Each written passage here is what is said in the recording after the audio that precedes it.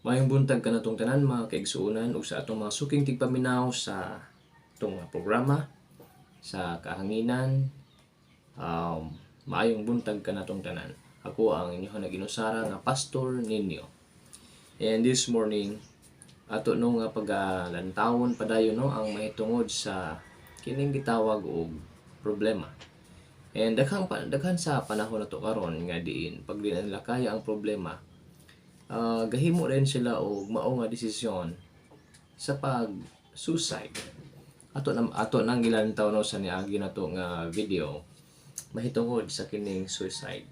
Actually, sa ato nga kamatuoran sa pulong sa Ginoong Dios, ang pag-suicide dili ka na leading sa Ginoo. Dili ka na iya sa balaang Espiritu Santo. Tuklod ka na sa mao nga yawa. Kay gusto sa yawa nga diin maunhan ang or maguba ang plano sa Ginoo. Kay it is God mooy naghatag og appointment or ang kining kamatayon maoy pagtawag sa ato sa pagpahulay. And wata kabalo og kanus ana ang Ginoo ra mo nasayod ni ana.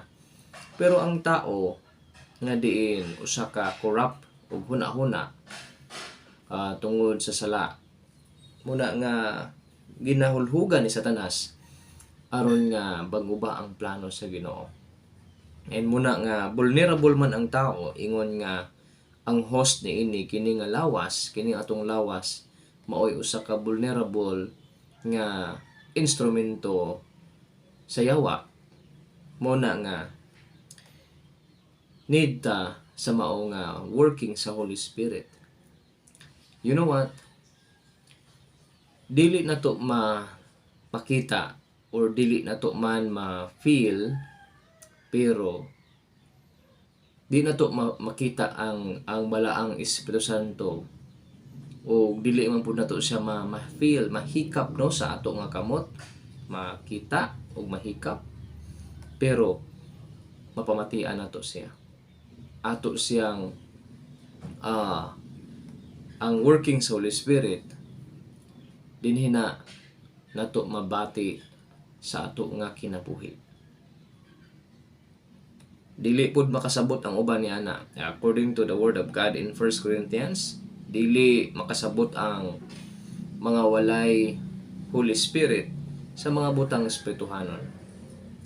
Mao na nga giingon di sa pulong sa Ginoong Dios, masilyuhan kamo pagkahuman nga makadungog kamo sa kamatuoran mahitungod sa kaluwasan. Kitagaan kamo sa Ginoong Dios sa balaang Espiritu Santo una no ang pagpamati. So kinahanglan nga mamati kita sa pulong sa Ginoo ug motuo nga si Jesucristo ang bugtong manluluwas sa atong kinabuhi. Ug pagkahuman ni ana ato siyang dawaton sa atong kinabuhi aron nga diin masilyuhan kita sa Holy Spirit, timaan nga kita iya na sa Ginoo.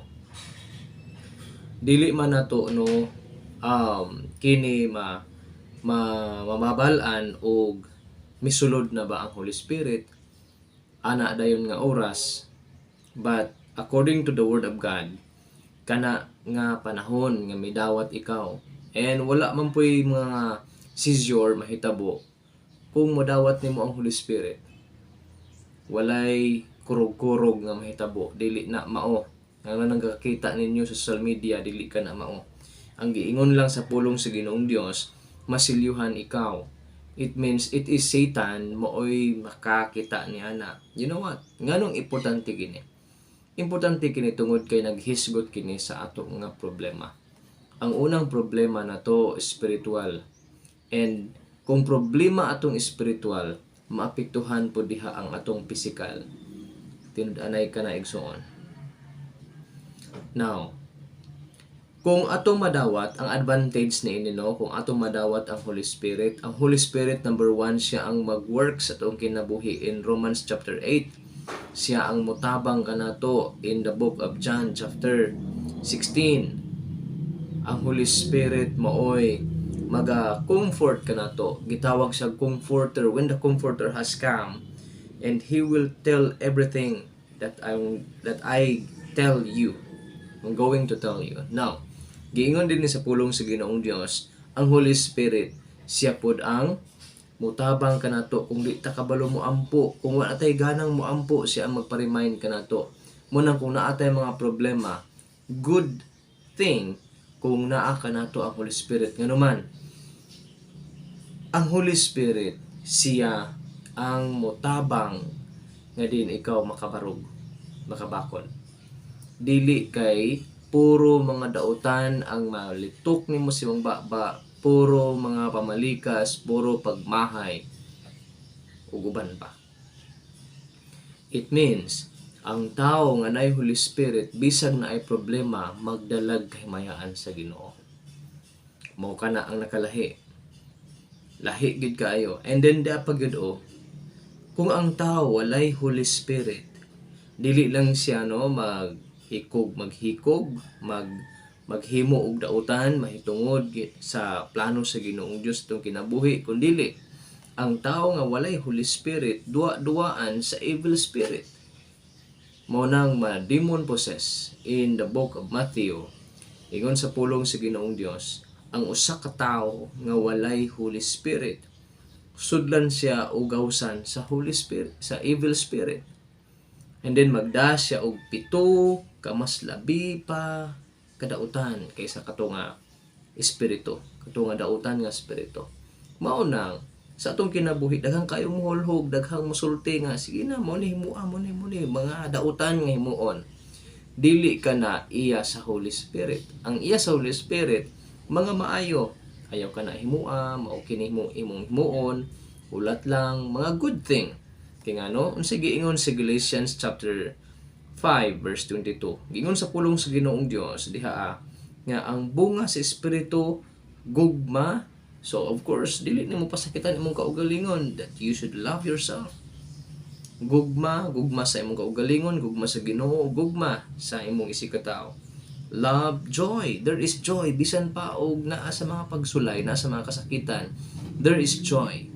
Acceptance sa situation. Joy, peace. Peace sa imong kinabuhi, peace sa imong isikataw. Dili naka-troublemaker, kundi peacemaker ka. Dili ka mangita og mga uban pa ng mga dili maayong butang, kundi dili katulang makaayo sa imuha. Mao nang kung atong lantawon karon, ang tao nga wala nakabaton sa kining gitawag maayo nga relasyon sa Ginoo, walay mahitabo nga relasyon sa Holy Spirit. It means wala ang working sa Holy Spirit. Munang ang ilahang kalipay mubo kaayo. Nganuman nabasira ang ilahang kalipay sa material nga butang. Kung sa mga kasakitan na dili na sila, wala na sila kalinaw kalipay, magulano na sila. Unlike sa mga tao nga nakabaton og maayo nga relasyon sa Ginoo ug nasilihan sa balaang Espiritu Santo, munang in times of troubles or problems makatulog ra sila. Nganuman, there is Holy Spirit in them. There is God nga mao'y magatabang kanila, and they believe it and trust the work of the Holy Spirit. Mao kana dili man ni ato gama-gama. Iya kini sa Ginoo. And this is the word of God. Mao kini ang kamatuoran nga diin dapat masabtan sa uban. Munang lahi gid kaayo kung ikumpara nimo ang mga tawo nga walay Ginoo, moingon rag nakakaila og Ginoo pero walay Ginoo. Ikumpara nimo sila kung naay problema. Di ba kay mailhan nimo ilahang kinabuhi. And sa ilahang mga kalipay, anaara kaon-kaon, mura na ilahang kalipay. Ligo-ligo, uban pa na, laag-laag, mura na ilang kalipay, mga mubo ra kaayo, mga material nga mga butang nga kalipay. Pero dasmagan o problema, dili na malipay ang Ginoo. Dili na pod sila magkalipay. Ang Kristohanon relax ra, either makalipay o makasubanan, diha ang kalipay. Tungod kay nganuman ang Ginoo padayon work out sa ilahang kinabuhi through sa working sa Holy Spirit. So i-acknowledge sa Holy Spirit, igsuon Ari ko tapos. Kung wala pa ka nakadawat sa Holy Spirit, wala pa nimo siya nasilihan. Una, mamati ka sa pulong sa Ginoo.